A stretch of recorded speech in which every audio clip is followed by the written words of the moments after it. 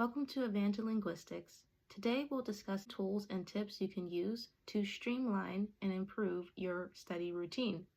First is to create a study schedule that works best for you. This can involve dedicating separate blocks to certain subjects, for example, an hour for biology and an hour for math. However, if you have a very busy schedule, it would make more sense for you to study during your 15-minute breaks rather than having to wait for a whole block to come. Number 2, focus more on hard terms or ideas while studying. You can use the Littner system, which is a really good strategy where you're able to prioritize unfamiliar or complex terms and focus less time on familiar terms. So this is especially really helpful if you don't have a lot of time to study. Number 3, create your own study guide, which is great if you weren't given one. Create a study guide to outline main ideas and terms based on lecture notes, textbook questions, and course objectives overall.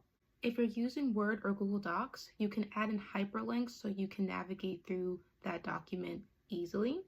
And you can also add hyperlinks to online resources that you consult. Feel free to also use the comment features to add in your annotations.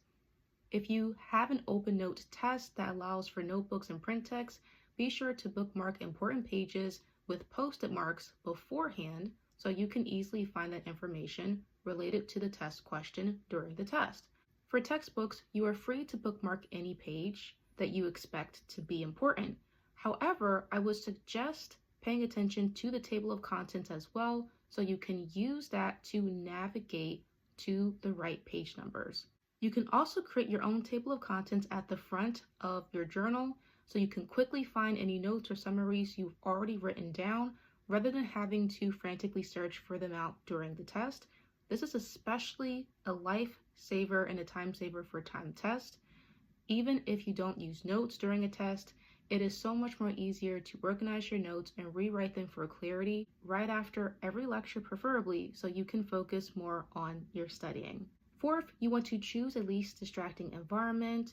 So you want to avoid busy cafes, but also your really comfortable bedroom because it can be a distraction causing sleep, but also causing distraction from the things you love, like your phone. You want to turn off your phone or your notifications if they are distractions, no matter where you study. And then lastly, you want to take breaks so that way you give your eyes a break and your mind a break, especially if you are studying digitally. So those are some helpful tips and tools you can use to improve your study process.